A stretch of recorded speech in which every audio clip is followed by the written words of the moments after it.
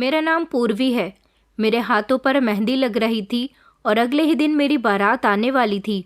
मेरी शादी इतनी ज़्यादा जल्दबाजी में हो रही थी कि मुझे भी कुछ सोचने का मौका नहीं मिला था। मेरे बहुत सारे सपने थे। मैं अपने सारे सपने अपनी शादी पर पूरे करना चाहती थी, लेकिन मेरी शादी सिर्फ 1 हफ्ते के अंदर अंदर ही तय हो गई थी। मुझे नहीं पता था कि ये सब कुछ इतनी जल्दी हो जाएगा। अपने घर में मैं और मेरे पापा ही रहा करते थे। हम 2 बहनें थीं। मेरी बड़ी बहन की शादी हो चुकी थी और वो दूसरे शहर में रहती थी, लेकिन ज़्यादातर घर में मैं अकेलापन महसूस करती थी और अकेले ही घर के सारे कामकाज किया करती थी। मेरी बहन की शादी के बाद मेरी माँ की मौत हो गई थी, जिसकी वजह से हमारा घर सूना हो गया था। पहले हम 4 मेंबर हुआ करते थे, लेकिन फिर एकदम से घर के अंदर 2 ही मेंबर रह गए। मेरे पापा ज़्यादातर घर से बाहर ही रहा करते थे, लेकिन एक दिन पापा का उनकी बाइक से एक्सीडेंट हो गया, जिसमें उनको काफ़ी चोट आई थी। मेरी दीदी काफ़ी परेशान हो गई थी और हमारे घर आना चाहती थी, लेकिन वो प्रेग्नेंट थी, इसलिए मैंने उनसे मना कर दिया था कि मैं पापा का ख्याल अकेले ही रख सकती हूँ, आप वहाँ अपना ध्यान रखो। कुछ दिन के बाद पापा ठीक तो हो गए थे, लेकिन उस दिन के बाद से ही दीदी को हमेशा मेरी फिक्र सताने लगी थी, क्योंकि पापा अब कोई भी काम करने के काबिल नहीं रहे थे, क्योंकि एक्सीडेंट होने पर उनकी टांग में कुछ अंदरूनी चोट आई थी, जिसकी वजह से वो ठीक से चल भी नहीं पा रहे थे और दुकान पर भी नहीं जा पा रहे थे। दरअसल मेरे पापा की एक क्रॉकरी स्टोर थी, जिसके वो मालिक थे, लेकिन हमारी क्रॉकरी स्टोर हमारे घर से काफ़ी दूर थी और मैं नहीं चाहती थी कि ऐसी कंडीशन में मेरे पापा कोई भी काम करे। इसीलिए मैंने उनको ज़्यादा से ज़्यादा आराम करने के लिए कहा था और फिर मैंने खुद स्कूल में टीचिंग करनी शुरू कर दी थी, क्योंकि मैं काफ़ी पढ़ी लिखी थी। पापा को मुझ पर बहुत तरस आता था। पापा और मेरी दीदी आपस में फ़ोन पर ज़्यादातर मेरे बारे में ही बातें करते रहते थे।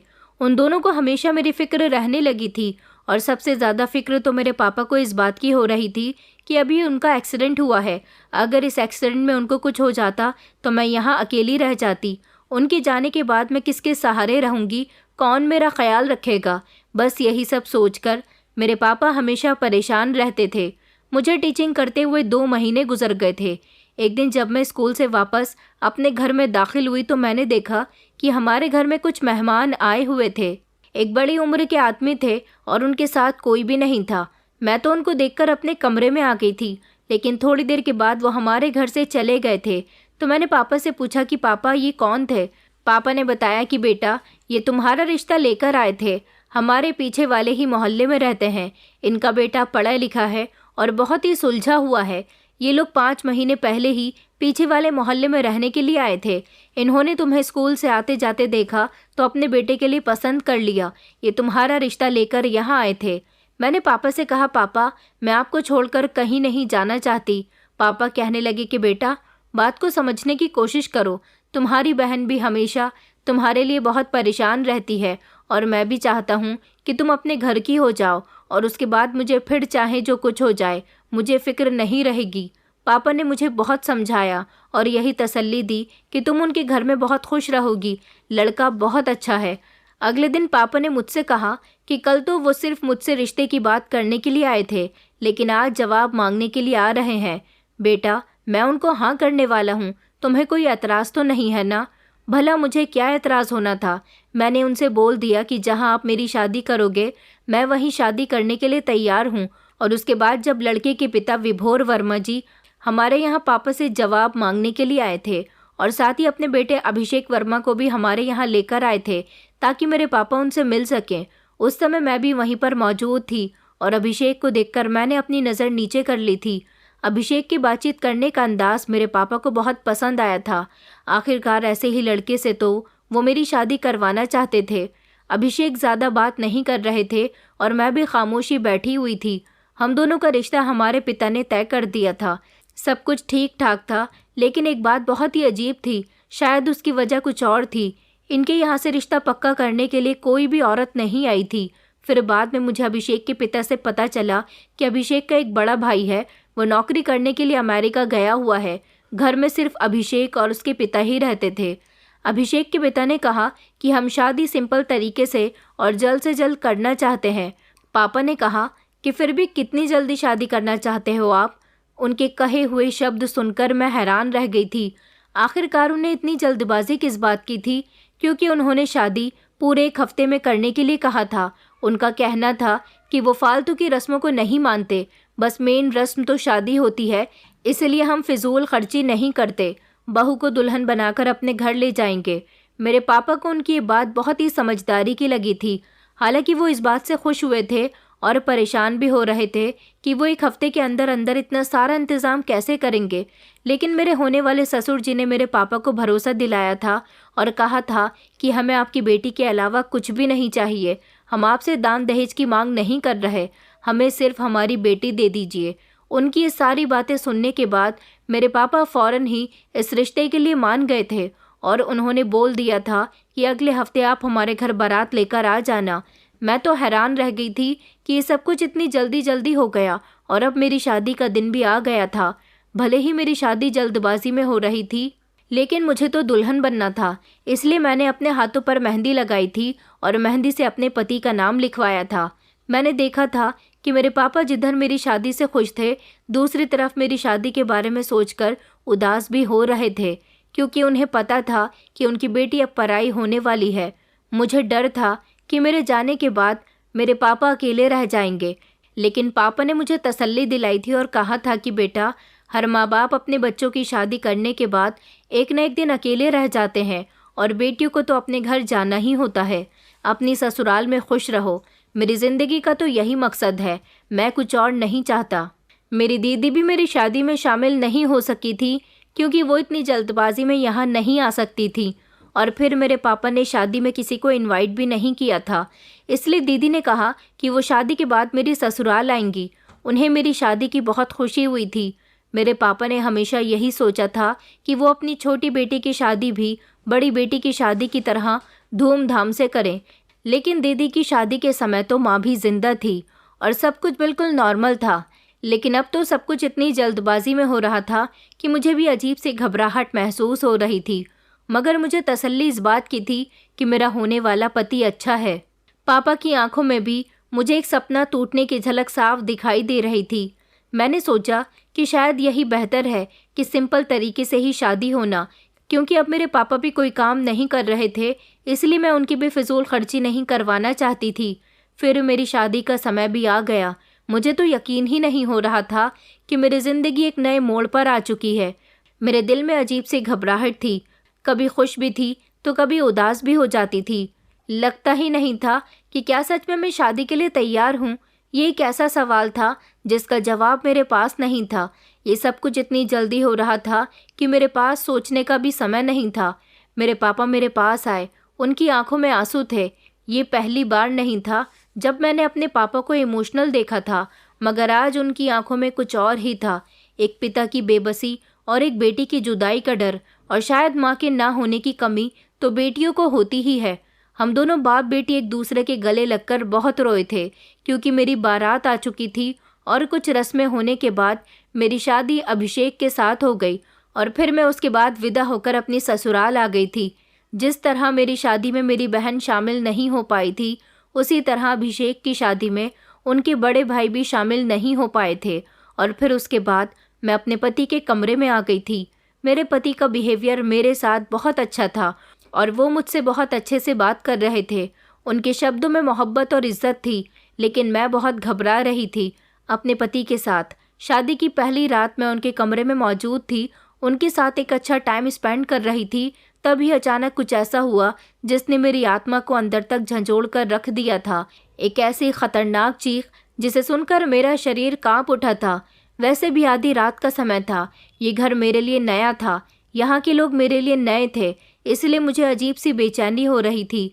ये चीख कोई आम चीख नहीं थी। ऐसा लगा जैसे कोई बहुत तकलीफ में हो, जैसे किसी के साथ बहुत बुरा हो रहा हो। मैं एक झटके से बिस्तर से उठी। मैं तेज़ी से दरवाजे की तरफ जाने लगी। मेरा दिल धड़क रहा था। मैंने नज़र घुमाकर अपने पति की तरफ देखा तो वो भी मुझे गौर से देख रहे थे और वो मुझसे पहले ही दरवाजे की तरफ बढ़ चुके थे। उनके चेहरे पर परेशानी की झलक साफ नज़र आ रही थी। मैंने उनसे कहा कि ये आवाज़ कैसी है, कौन चीख रहा है? उन्होंने कहा कि नहीं, कोई भी चीख नहीं है, मैंने तो किसी की आवाज़ नहीं सुनी। मुझे ऐसा लगा जैसे वो मुझसे कुछ छुपाने की कोशिश कर रहे थे। वो नहीं चाहते थे कि मैं बाहर जाऊं, मगर मैं रुक नहीं सकती थी। मेरे कदम दरवाजे की तरफ बढ़ गए। मैं नहीं जानती थी कि मेरे साथ क्या होने वाला था, मगर मेरा दिल कह रहा था कि मुझे देखना चाहिए ये किसकी आवाज़ है। मैंने जैसे ही दरवाज़ा खोला तो ये देखकर मेरे पैरों तले से ज़मीन निकल गई कि सामने ही हॉल में एक लड़की ज़मीन पर गिरी हुई थी। उसके लंबे बाल बिखरे हुए थे और उसके कपड़े फटे पड़े थे। उसके चेहरे पर डर था, जैसे वो कुछ कहने की कोशिश कर रही हो, मगर शब्द उसका साथ नहीं दे रहे थे। मैंने कहा, ये कौन है? तभी मेरे पति वहाँ पर आ गए और ज़ोर ज़ोर से उन्होंने अपने पापा को आवाज़ लगाई। जैसे ही मेरे ससुर जी अपने कमरे से बाहर निकले तो उन्होंने उस लड़की के बाजू को पकड़ लिया और कहने लगे कि बेटा, मैं अभी से कमरे में लेकर जाता हूँ। लेकिन जैसे वो लड़की अपने आप को छुड़वाने की कोशिश कर रही हो, वो उनके साथ नहीं जाना चाहती हो। मैंने देखा था कि उसके पैरों में बेड़ियाँ थी और वो कुछ कहने की कोशिश कर रही थी और मेरे ससुर जी उसे ज़बरदस्ती अपने साथ ले जा रहे थे। मैंने अपने पति से कहा, ये कौन है? वो आगे बढ़े और उन्होंने मेरा हाथ पकड़ लिया। कहने लगे कि तुम मेरे साथ कमरे में चलो। मैं देख रही थी कि वो लड़की बार बार पीछे हट रही थी, मेरे ससुर जी के साथ जाने के लिए मना कर रही थी। मुझे समझ नहीं आ रहा था कि आखिर ये सब क्या हो रहा है और मेरे पति ज़बरदस्ती मुझे कमरे में लेकर आ गए, जबकि मैं बार बार उसे पलटकर देख रही थी। मेरे ससुर जी भी उस लड़की का बाजू पकड़कर उसे घसीटते हुए उसके कमरे के दरवाजे तक ले गए थे और बार बार उससे कह रहे थे कि सोनल, बंद करो ये रोज़ रोज़ का तमाशा। मेरा दिल बैठने लगा था ये सब सुनकर। मेरा पति फ़िलहाल मुझे ज़बरदस्ती खींचता हुआ कमरे तक ले आया था और उसने कमरे में आते ही दरवाजे को बंद कर दिया और मुझे बेड पर बिठाने लगा। मैंने दरवाजे पर नज़र रखकर दोबारा से कहा कि ये सब क्या हो रहा है अभिषेक, और वो लड़की कौन है? मुझे बताइए, मैं जानना चाहती हूँ कि आखिर उसके साथ क्या हुआ है। मेरे पति कहने लगे, तसल्ली रखो, मैं तुम्हें सब बताता हूँ। वो मेरे पास आकर बैठ गए थे और गहरी सांस लेने लगे। फिर कहने लगे कि तुम परेशान मत हो, सब ठीक हो जाएगा। मैंने उनसे अपने हाथ छुड़वाया और कहा कि नहीं, मुझे बताइए कि ये लड़की कौन है। उन्होंने कहा कि अच्छा बाबा, मैं तुम्हें बताता हूँ।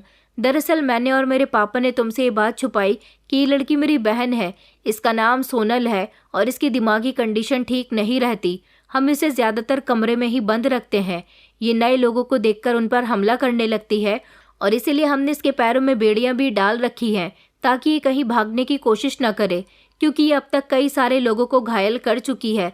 इसलिए हम अपने घर में नए लोगों को दाखिल होने नहीं देते। ये सिर्फ मुझे और पापा को जानती है, बाकी सब लोग इसके लिए नए हैं। अगर मैं तुम्हें यहाँ कमरे में लेकर नहीं आता तो ये तुम पर जानलेवा हमला कर देती। तुम्हारी जान को नुकसान पहुँच सकता था। मुझे तुम्हारी बहुत फिक्र है और मैं शादी की पहली रात ही तुम्हें किसी तरह का नुकसान नहीं होने देना चाहता था। ये तो कमरे में बंद थी, पता नहीं कैसे कमरे से बाहर आ गई। मैंने कहा कि आपने अपनी बहन के बारे में मुझे पहले क्यों नहीं बताया और इसकी ऐसी हालत क्यों हुई। फिर मेरे पति ने अचानक अपने दिमाग पर जोर डाला और कहने लगे कि 7 साल पहले मेरी बहन कॉलेज जा रही थी। रास्ते में अचानक इसका एक्सीडेंट हो गया और उस एक्सीडेंट में इसके दिमाग पर बहुत गहरी चोट आई थी। बस तब से ही ये ऐसी पागलों जैसी हरकतें करने लगी है। हमें लगा कि सोनल वक्त के साथ साथ ठीक हो जाएगी, लेकिन उसकी दिमाग की हालत सुधरने के बजाय ख़राब होती गई। हालांकि उसका इलाज चल रहा है। डॉक्टर ने कहा है कि आपको सोनल का बहुत ख्याल रखना है, उसे घर से बाहर नहीं निकलना और किसी भी नए इंसान को उसके सामने नहीं लाना। देखो, तुम सोनल के लिए नई हो, इसलिए मैं तुम्हें अच्छे से समझा रहा हूँ। तुम उसके कमरे में जाने की कोशिश भी मत करना, वो तुम पर जानलेवा हमला कर देगी। वो तुम्हें देखकर चिल्लाने लगेगी, जिसकी वजह से उसकी तबीयत और बिगड़ेगी और वो तुम्हें भी नुकसान पहुंचा सकती है। मैंने और पापा ने तुमसे ये बात इसीलिए छुपाई क्योंकि सोनल के बारे में कुछ लोगों को पहले ही पता है, जिस वजह से ना तो कोई हमारे घर में आता है और ना ही मेरी शादी हो पा रही थी।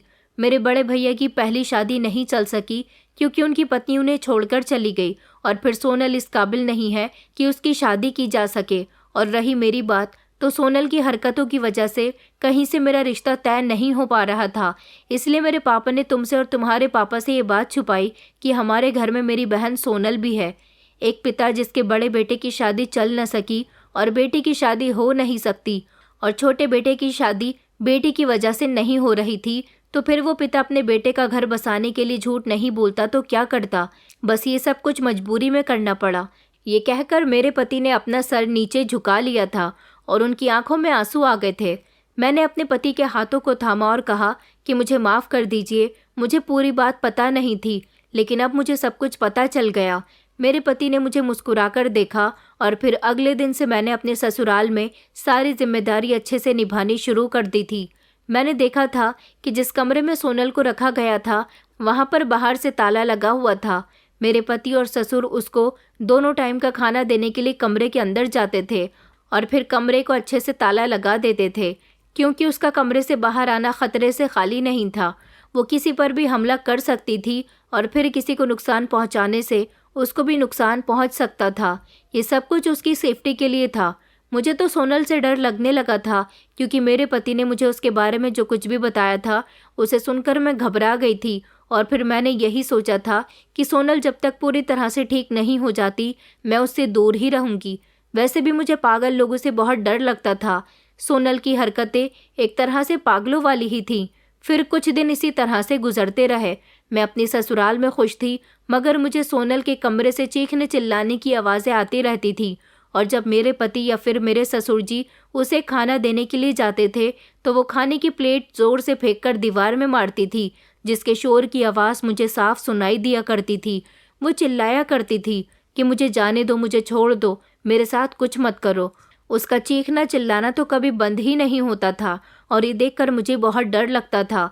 मैं तो उसके कमरे के नज़दीक तक नहीं जाती थी। एक बात और मेरे पति के अंदर बहुत ही अजीब थी। जब से मेरी शादी हुई थी वो मुझे कहीं भी लेकर नहीं गए थे। यहाँ तक कि मुझे वो मेरे मायके ले जाने से भी इनकार कर दिया करते थे।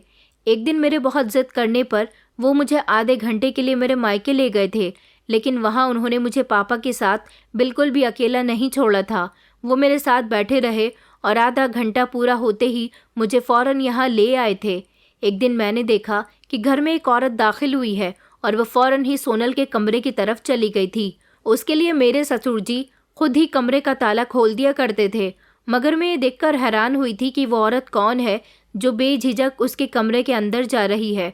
मगर अजीब बात ये थी कि मेरी नंद उसके जाते ही खामोश हो गई थी। उसके कमरे से किसी तरह की कोई आवाज़ ही नहीं आ रही थी। जब मेरे पति ऑफिस से घर आए तो मैंने उनसे उस औरत के बारे में पूछा कि वो कौन है जो सोनल के कमरे में गई थी। उन्होंने कहा कि वो उसकी केयरटेकर है, उसके कपड़े चेंज करने के लिए आती है और उसको दवाई वगैरह दे देती है, क्योंकि सोनल हमारे हाथ से तो दवाई नहीं लेती। अब ये केयरटेकर हर दूसरे तीसरे दिन सोनल के पास आया करती थी। शायद सोनल उससे अच्छी तरह से अटैच हो गई थी, इसलिए वो उसको कोई नुकसान नहीं पहुंचाती थी। एक दिन जब वो केयरटेकर आई तो मेरे पति और ससुर जी घर में मौजूद नहीं थे। मैं खामोशी से सोनल के कमरे में झांकने लगी, जहां केयरटेकर उसे दवाई दे रही थी और कह रही थी कि तुम अपना ख्याल रखो और टाइम से दवाई लो, तुम्हारे लिए ठीक होना बहुत बेहतर है।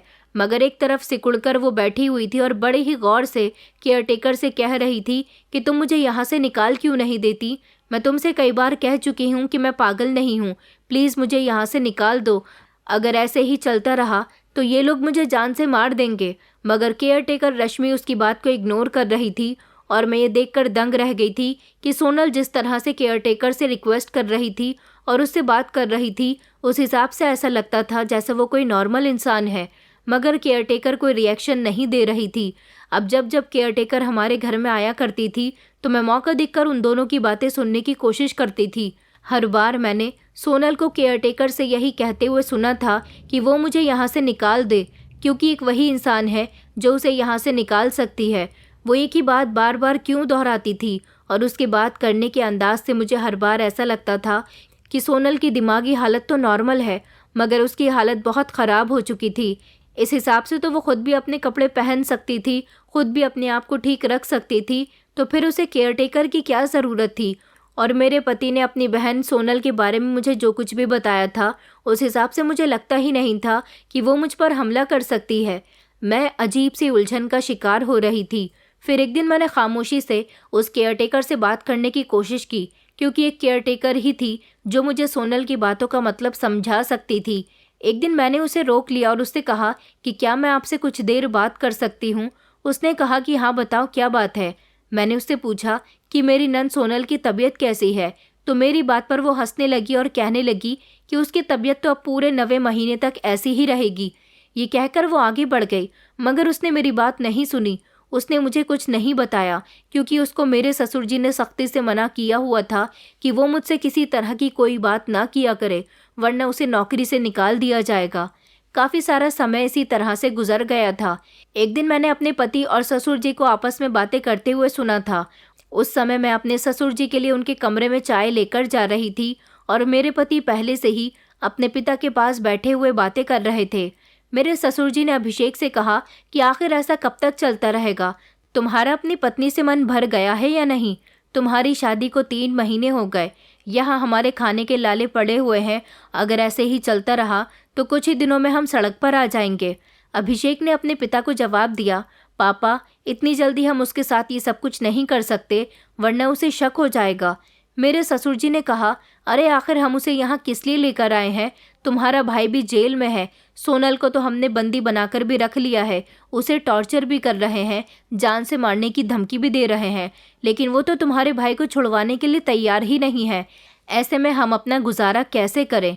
जल्द से जल्द अपनी पत्नी को भी काम पर उतार दो। मेरे पति ने कहा कि पापा, भाभी बच्चे को जन्म देने वाली है, उसके बाद तो हमारे पास पैसे ही पैसे होंगे। मेरे ससुर जी ने अपने बेटे को डांटा और कहा, आखिर तुम क्या चाहते हो कि तुम्हारी पत्नी को छोड़ दिया जाए? तुम्हें क्या उससे मोहब्बत हो गई है? उसने शर्मिंदा होते हुए कहा कि नहीं पापा, बस वो और लड़कियों से मुझे काफ़ी मासूम लगी है। मुझे लगता है कि हमें इतनी जल्दी उसके साथ ये सब कुछ नहीं करना चाहिए। और फिर वो दोनों खामोश हो गए थे। मगर ये सब सुनकर मेरे होश उड़ गए कि आखिर ये लोग किस तरह की बातें कर रहे थे और इन लोगों का ये मतलब क्या था कि उन्होंने सोनल को बंदी बनाकर रखा है। और ये भाभी कौन थी? कौन प्रेग्नेंट है? मेरे तो दिमाग में एक ज़ोरदार धमाका होने लगा था। मेरा दिमाग चारों तरफ को घूमने लगा और मेरी कुछ समझ नहीं आ रहा था इन लोगों की बातों का क्या मतलब है। मैं बहुत घबरा रही थी। फिर मैंने सोचा कि मुझे हिम्मत और समझदारी से काम लेना चाहिए, इतना घबराना नहीं चाहिए। अब मुझे जानना होगा कि आखिर ये दोनों बाप बेटे क्या गड़बड़ घोटाला कर रहे थे। अगर उन्होंने सोनल को बंदी बनाकर रखा है तो ये बात गलत है कि वो दिमागी मरीज़ है। मगर इन्होंने मुझसे झूठ क्यों बोला था और ये मुझे कौन से काम पर उतारने की बात कर रहे थे? मुझे तो इन दोनों से डर लगने लगा था, लेकिन मैंने सोचा कि मुझे हिम्मत से काम लेना है और इन लोगों के सामने जाहिर नहीं करना कि मैंने उनकी सारी बातें सुन ली है। मैं चाय की ट्रे वापस लेकर किचन में आ गई थी और मुझे ऐसा लग रहा था कि जैसे मेरा दम घुट रहा है। मैं खुलकर सांस लेने की कोशिश कर रही थी और दिमाग पर जोर डाल रही थी कि आगे मुझे इनकी सच्चाई जानने के लिए क्या करना चाहिए। फिर मुझे याद आया कि जिस तरह से हर बार सोनल केयरटेकर से मदद की गुहार लगाती है, इसी तरह से मुझे भी केयरटेकर से कोई ना कोई मदद लेनी होगी। उससे इस घर की इन्फॉर्मेशन लेनी होगी। आखिर वो यहाँ पर मेरी शादी से पहले से आ रही है, इसका मतलब है कि वो ज़रूर कुछ ना कुछ जानती है। या फिर मैं सोनल से अकेले में मुलाकात करूं, लेकिन सोनल से मिलना मेरे लिए ख़तरे से खाली नहीं है। मैं क्या करूं?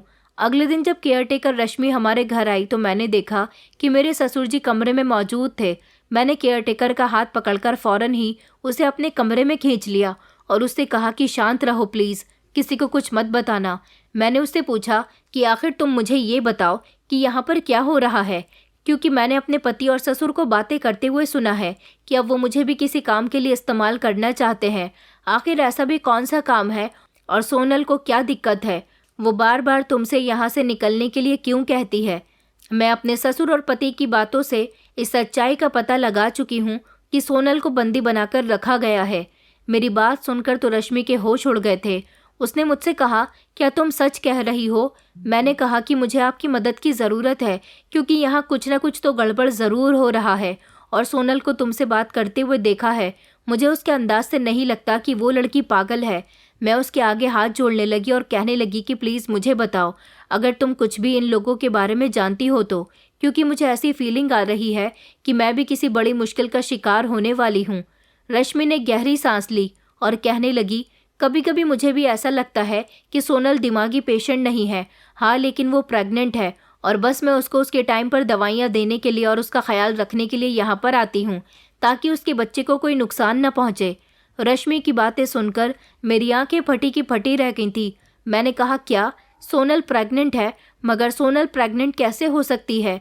फिर अचानक मुझे याद आया कि मेरे ससुर और पति किसी के प्रेग्नेंट होने की बात कर तो रहे थे और उन्होंने कहा था कि भाभी प्रेग्नेंट है। इसका मतलब सोनल। उफ, मैंने अपने सर पर हाथ लगाया क्योंकि मेरा सर दर्द करने लगा था। मेरी कुछ समझ नहीं आ रहा था। मैंने रश्मि का हाथ पकड़ा और कहा कि प्लीज़ आप मेरी मदद कीजिए। मैं सारी कड़ियों को आपस में जोड़ने की कोशिश कर रही हूँ, लेकिन मैं कोई भी हल नहीं निकाल पा रही हूँ। मुझे अगर सारी सच्चाई जाननी है तो सोनल से बात करनी होगी। उन्होंने कहा कि तुम जानती हो कि यहाँ कितना पहरा है। देखो, मैं तुमसे ज़्यादा कुछ नहीं कहूँगी। मैं इतना जानती हूँ कि तुमने बिल्कुल ठीक अंदाज़ा लगाया। यहाँ ज़रूर कुछ ना कुछ गड़बड़ है। अगर तुम पर कोई मुसीबत आए तो तुम्हें पहले से ही सावधान रहना, अपनी आंखें और कान खुले रखना। मैंने कहा, मैं सब कुछ जानती हूँ। मुझे अंदाज़ा हो गया है कि ये दोनों बाप बेटे ठीक नहीं है। मैंने कहा, आप ही मुझे सोनल से मिलवाने में मेरी मदद कर सकती हो। उन्होंने कहा कि अरे नहीं, मैं तुम्हारी मदद नहीं कर सकती। सोनल के कमरे में सीसीटीवी कैमरा लगा हुआ है। तुम्हारा ससुर और पति उस पर हमेशा नज़र रखते हैं। तभी तो मेरे सामने सोनल जो भी बात करती है, मैं उसका कोई जवाब नहीं देती, सिर्फ अपना काम करके वापस आ जाती हूँ और पूरे 15 मिनट बाद तुम्हारा ससुर आकर मुझे वहाँ से भेज देता है और कमरे में ताला लगा देता है। अब तुम ही बताओ, ऐसी कंडीशन में तुम किस तरह से सोनल से बात करोगी? यहाँ तक कि मैं भी उससे कोई बात नहीं कर सकती। ये तो बहुत बड़ी समस्या हो गई थी। फिलहाल रश्मि जी वहाँ से जा चुकी थी, लेकिन अगले दिन मैंने फैसला किया कि मुझे किसी भी तरह से कमरे की चाबी चुरानी होगी। मगर कैसे? मुझे चाबी चुराने के लिए एक अच्छा मौका तलाश करना था, और ये मौका मुझे तभी मिल सकता था जब मेरे ससुर सो रहे हों। इसलिए मैं उनके कमरे में रात के टाइम चली गई, जब मेरे पति भी गहरी नींद में सोए हुए थे। और मैं दबे पैरों जब अपने ससुर के कमरे में गई तो उनके कमरे में पूरी तरह से अंधेरा था और मैं इसी अंधेरे का फ़ायदा उठाना चाहती थी। मैं छोटी सी टॉर्च लेकर चली गई और मैंने उसकी रोशनी से धीमे धीमे कमरे में चाबी तलाश करना शुरू कर दिया, लेकिन मुझे चाबी कहीं भी नहीं मिल रही थी। अचानक मेरे ससुर जी ने करवट ली तो मुझे उनके तकिए के नीचे से एक चाबियों का गुच्छा नजर आया। मुझे अच्छी तरह से याद था कि घर में एक सबसे बड़ा ताला था और वो सबसे बड़ा ताला सोनल के कमरे में ही लगाया जाता था। इसलिए इन चाबियों के गुच्छे में जो सबसे बड़ी चाबी होगी, वही चाबी सोनल के कमरे के दरवाजे की चाबी थी। मैं धीमे धीमे तकिए के नीचे हाथ डालकर चाबियों का गुच्छा निकालने की कोशिश कर रही थी, लेकिन अचानक मेरे ससुर जी ने तकिए पर जोरदार हाथ मारा। उनका हाथ तकिए पर रखा रह गया था और ऐसी कंडीशन में मेरे लिए चाबी का गुच्छा तकिए के नीचे से निकालना बड़ा मुश्किल हो रहा था, और चाबियां भी तो आपस में मिलकर शोर कर सकती थी। मैं बुरी तरह से डरी हुई थी और सोच रही थी कि अगर मेरे ससुर जी जाग गए तो पता नहीं मेरा क्या अंजाम होगा। फिर मुझे आइडिया आया कि चाबियों के गुच्छे से चाबी निकालने में मुझे समय लगेगा और फिर इसी तरह मैं पकड़ी भी जा सकती हूँ। इसलिए मैं दबे कदमों से उठी और फौरन अपने ससुर जी के बाथरूम में चली गई। वहाँ से मैंने साबुन उठाया और वापस बेड के करीब आकर धीमे से चाबियों का गुच्छा आगे को सरकाया और सबसे बड़ी चाबी को आगे करके उसकी छाप साबुन पर अच्छी तरह से ले ली और चाबी के गुच्छे को तकिए के अंदर ही सरका दिया। अभी मैं ये काम कर ही रही थी कि अचानक मेरा हाथ पास रखे स्टूल पर पड़ा तो उससे एक जोरदार आवाज़ निकली और आहट भरी आवाज़ से मेरे ससुर जी की भी घबराकर आँख खुल गई। वो कमरे में चारों तरफ देखने लगे। मैं जल्दी से बेड के नीचे घुस गई थी। उन्होंने लाइट ऑन करके भी देखा कि यहाँ कौन है। मैंने तो अपनी सांसों को रोक लिया था। मुझे बहुत डर लग रहा था, लेकिन थोड़ी ही देर के बाद जब मेरे ससुर जी को यकीन हो गया कि कमरे में कोई भी नहीं है, ये सिर्फ उनका वहम है, तो वो लाइट बंद करने के बाद बिस्तर पर लेट गए थे और फिर से कमरे में अंधेरा हो गया था। मैंने तो पहले ही टॉर्च बंद कर ली थी। मैं खामोशी से दबे दबे कदमों से बड़ी मुश्किल के साथ कमरे से बाहर निकल आई थी और अगले दिन जब रश्मि जी हमारे घर पर आई तो मैंने उनसे कहा कि आपको मुझे इसकी चाबी बनवा कर देनी होगी ताकि मैं सोनल से बात कर सकूं। उन्होंने कहा, लेकिन कमरे के अंदर जो कैमरे लगे हुए हैं, मैंने उनसे कहा कि मैंने उसका भी जुगाड़ कर लिया है, बस आप मेरा ये काम कर दीजिए। अगले दिन उन्होंने मुझे चाबी बनवाकर ला दी थी। सबसे पहले मुझे अपने पति और ससुर का मोबाइल ख़राब करना था, क्योंकि इस घर में कंप्यूटर या लैपटॉप जैसी कोई चीज़ नहीं थी, ना ही टीवी था। इसलिए ज़रूर उन्होंने कैमरे को अपने मोबाइल से ही कनेक्ट किया होगा। अगले दिन मैंने देखा कि मेरे ससुर जी मोबाइल चलाते हुए अपने कमरे से बाहर निकल रहे थे। मैं फ़ौरन ही ज़बरदस्ती उनसे टकरा गई और उनके हाथ से मोबाइल छूटकर ज़मीन पर गिर गया। वो मुझ पर चिल्लाना चाहते थे, लेकिन अपने आप को उन्होंने कंट्रोल किया और कहने लगे कि बहू, ये तुमने क्या कर दिया, देखकर चलो। मैंने उनसे जल्दी से माफ़ी मांगी और जैसे ही उनका मोबाइल उठाकर देखा तो मोबाइल की स्क्रीन चकनाचूर हो चुकी थी और मोबाइल चल नहीं रहा था। ससुर जी को गुस्सा आ रहा था, लेकिन उन्होंने मुझसे कुछ नहीं कहा। कहने लगे कि अब मुझे इसे सर्विस पर देना होगा। ससुर जी का मोबाइल तो ख़राब हो गया था, अब मुझे अपने पति का मोबाइल ख़राब करना था। मेरे पति डाइनिंग टेबल पर बैठे खाना खाने में बिजी थे। मैं वॉशिंग मशीन में कपड़े धोने के लिए जा रही थी। मैंने अभिषेक को उनकी एक मैली शर्ट दिखाई। उन्होंने कहा कि इसे भी धो दो। उसके बाद मैंने उन्हें अपनी 2-3 बातों में उलझाया और उनकी मैली शर्ट को मोबाइल के ऊपर रख दिया। उसके बाद जब मैंने शर्ट उठाई तो उसके साथ ही उनका मोबाइल भी ले लिया और इससे उन्हें शक नहीं हुआ कि मैं उनका मोबाइल ले चुकी हूँ। मैंने उनके मोबाइल को वॉशिंग मशीन में डाल दिया, जिससे उनका मोबाइल भी ख़राब हो चुका था। हालांकि मोबाइल पर ढेर सारी स्क्रैचेस आ गई थी, लेकिन मैंने उनके मोबाइल का टैम्पर छुटा दिया। मोबाइल पूरी तरह से बंद हो चुका था और ख़राब हो गया था। मेरे पति अपना मोबाइल हर जगह तलाश कर रहे थे, लेकिन उनका मोबाइल नहीं मिल रहा था। फिर मैंने उनको बताया कि आपने तो मोबाइल डाइनिंग टेबल पर ही छोड़ दिया है। उन्होंने कहा कि मैंने तो वहाँ देखा था, लेकिन जब वो दोबारा डाइनिंग टेबल पर आए तो उनका मोबाइल उनको उसी जगह मिला था।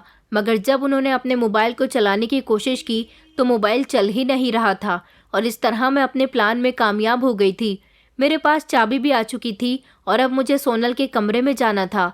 मेरे पति और ससुर के घर से निकलने के बाद मैंने सोनल के कमरे का ताला खोला। वो एक तरफ कोने में डरी सहमी बैठी हुई थी। मुझे देखकर अचानक उसकी आंखों में एक अजीब सी चमक आ गई। मैं जब उसके करीब गई तो वो मुझे बड़े गौर से देख रही थी, जैसे यकीन ना कर पा रही हो कि मैं किस तरह उसके कमरे में आई। मैंने उसे तसल्ली दी और कहा कि घबराओ नहीं, मैं तुम्हारी कहानी सुनने के लिए आई हूँ। मुझे पता है कि तुम्हें यहाँ पर कैद करके रखा गया है, लेकिन क्यों और किस लिए मैं ये नहीं जानती। मैं यही सब जानने के लिए और तुम्हारी मदद करने के लिए यहाँ पर आई हूँ। मेरे कहे शब्दों पर वो बहुत हैरान हुई थी। उसने कहा, क्या सच में तुम मेरी मदद करना चाहती हो? मैंने कहा हाँ। फिर उसने मुझे अपनी कहानी बतानी शुरू की। उसने बताया कि इस दुनिया में मेरा कोई नहीं है। मैं अपनी चाची के पास रहती थी। मेरी चाची ने बिना कुछ सोचे समझे ही मेरा रिश्ता अक्षय के साथ तय कर दिया। अक्षय तुम्हारे पति का बड़ा भाई, मतलब मैं तुम्हारी जेठानी हूँ। लेकिन यहाँ आने के बाद मुझे पता चला कि ये लोग कोई मामूली लोग नहीं हैं। ये लोग एक तरह का धंधा करते हैं। मेरे पति ने मुझे प्रेग्नेंट कर दिया और उसके बाद मेरे बच्चे को मुझसे ले जाकर किसी दूसरे को बेच दिया और इसके उन्हें बहुत सारे पैसे मिले थे। और फिर ये लोग मुझे टॉर्चर करने लगे कि मैं दोबारा से बच्चा पैदा करूं। लेकिन जो इन्होंने मेरे साथ पहले किया था वो मैं दोबारा नहीं कर सकती थी। मुझे इन लोगों को सज़ा दिलवानी थी, क्योंकि इनकी सारी सच्चाई मुझे पता चल चुकी थी। ये लोग यही धंधा करते हैं। मेरे पति की एक शादी नहीं बल्कि 4 शादियाँ पहले ही हो चुकी थी और हर औरत के साथ उन्होंने यही किया था। उसका बच्चा लेकर वो महंगे दामों में बेच दिया करते थे और दोबारा से प्रेग्नेंट करते थे। और फिर जब एक औरत से 3-4 बच्चे हो जाया करते थे तो ये उसका इस्तेमाल करना बंद कर देते थे और उसे पागल साबित करके पागल खाने में भर्ती करवा दिया करते थे। ये लोग मेरे साथ भी ऐसा ही करना चाहते थे, लेकिन मैंने सही समय पर समझदारी दिखाई। मेरे पास मोबाइल नहीं था, न मुझे मेरे चाचा चाची के घर जाने की परमिशन थी, मगर मैं एक दिन बहुत जिद करके अपने पति को ज़बरदस्ती अपने चाचा जी के घर ले गई और वहां जाकर मैं एक मोबाइल लेकर आ गई और उस मोबाइल के बारे में मैंने किसी को कुछ भी नहीं बताया। मैं इन लोगों को रंगे हाथों पकड़वाना चाहती थी, इसलिए मैंने मोबाइल में इन लोगों की बातचीत की रिकॉर्डिंग कर ली और ये लोग मेरे साथ जितना भी अत्याचार करते थे वो सब कुछ मैंने अपने मोबाइल में रिकॉर्ड कर लिया था। मैंने एक दिन मोबाइल से पुलिस को फ़ोन करके सब कुछ बताने की कोशिश की। मैंने पुलिस को अपने पति की सारी रिकॉर्डिंग भेज दी थी। उसमें कहीं भी मेरे ससुर और तुम्हारे पति का जिक्र नहीं आया था। पुलिस ने मेरे पति को अरेस्ट कर लिया। मुझे लगा कि मुझे इंसाफ मिल गया। मैं अपने चाचा जी के घर आ गई थी, लेकिन मेरा ससुर बहुत ही शातिर इंसान है। उन्होंने मुझे मेरे मायके से अगवा कर लिया और उसके बाद मुझे यहाँ बंदी बनाकर रख लिया। इन लोगों का कहना है कि मैं इनके बेटे को जेल से छुड़ा लूँ, अपना केस वापस ले लूँ, मगर मैं ऐसा नहीं कर सकती थी। यहाँ तक कि मेरे साथ एक और जुल्म भी हुआ। मेरे पेट में मेरे ससुर का बच्चा पल रहा है। मेरे ससुर ने मेरे साथ गलत किया। पुलिस को नहीं पता कि मैं कहाँ चली गई, क्योंकि इन लोगों ने अपना ठिकाना बदल दिया और मुझे यहाँ लेकर आ गए। पहले ये लोग दूसरे शहर में रहा करते थे और जिस मोबाइल से मैं पुलिस को वीडियो भेज चुकी थी, मेरा वो मोबाइल भी मेरे ससुर ने नदी में फेंक दिया, जिससे पुलिस को ये तो पता नहीं चल सका कि उनको फ़ोन किसने किया था, लेकिन ये ज़रूर पता चल गया था मेरे साथ गलत करने वाला इंसान मेरा पति था। ये लोग बहुत चालाक हैं। तुम कुछ भी करके यहाँ से निकलने की कोशिश करो, क्योंकि जो मेरे साथ हुआ है वो अब तुम्हारे साथ भी हो सकता है।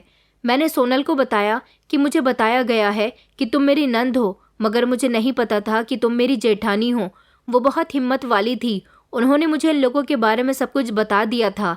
सोनल ने अपने पति को सज़ा दिलवाई, लेकिन उसके बदले में उन्हें एक और सज़ा मिल रही थी।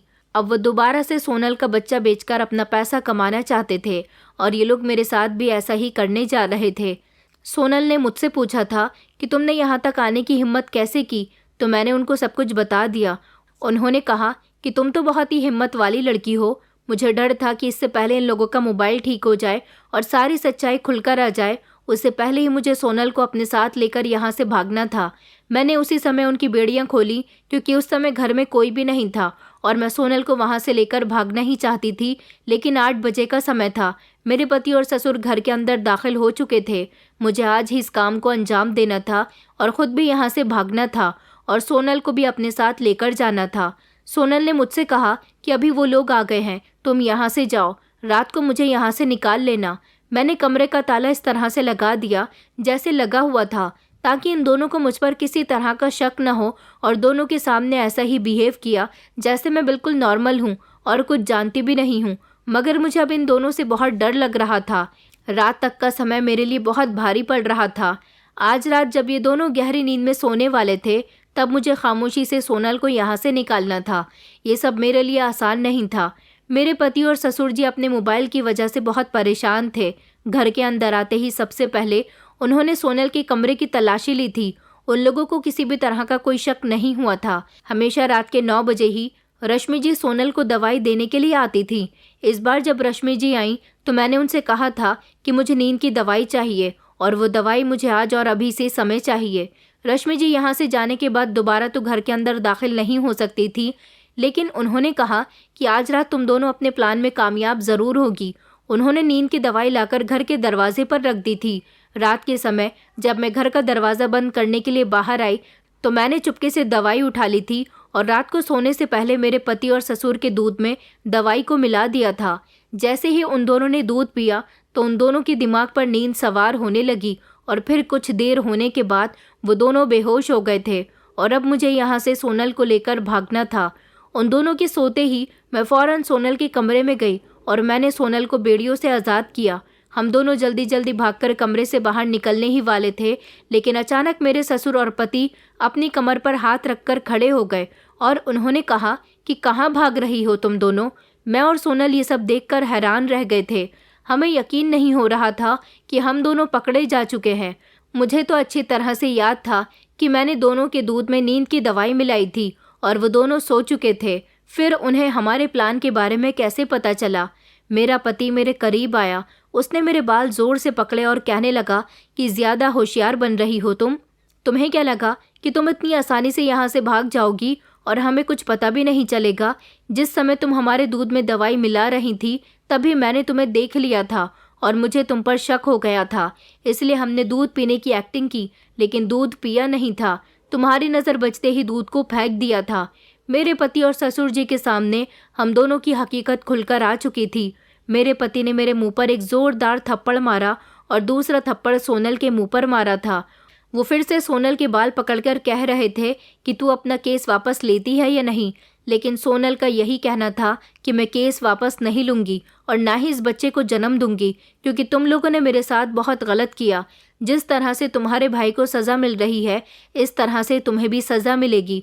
मगर तुम लोगों ने वहाँ से भागकर अपनी जान छुड़ा ली। तभी मेरे ससुर जी बोल पड़े और कहने लगे कि आज तुम दोनों को मरना पड़ेगा, क्योंकि तुम दोनों बहुत चालाक हो। मैं तो घबरा गई थी और बहुत डर गई थी। मेरे पति ने फ़ौरन ही चाकू निकाला और वो मुझ पर वार करने ही वाले थे, तभी अचानक घर के अंदर एक अजीब सी हलचल होने लगी और यह हलचल किसी और की नहीं बल्कि पुलिस की थी।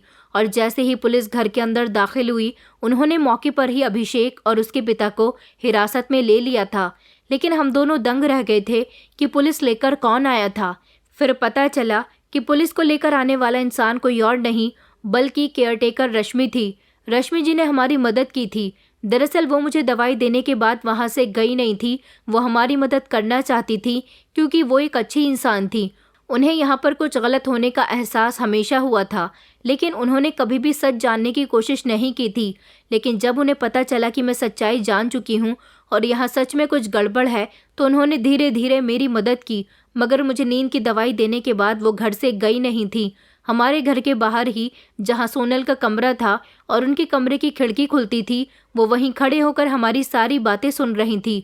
उन्होंने सोचा था कि वो यहाँ से हम दोनों के भागने में मदद करेंगी, लेकिन उन्हें ये नहीं पता था कि हम दोनों पकड़े जाएंगे। इसलिए उन्होंने फौरन ही पुलिस को फ़ोन करके यहाँ आने के लिए कहा। पुलिस स्टेशन यहाँ से बहुत करीब था, इसलिए पुलिस को भी यहाँ आने में समय नहीं लगा और फिर इस तरह अभिषेक और उसके पिता को पुलिस ने हिरासत में ले लिया।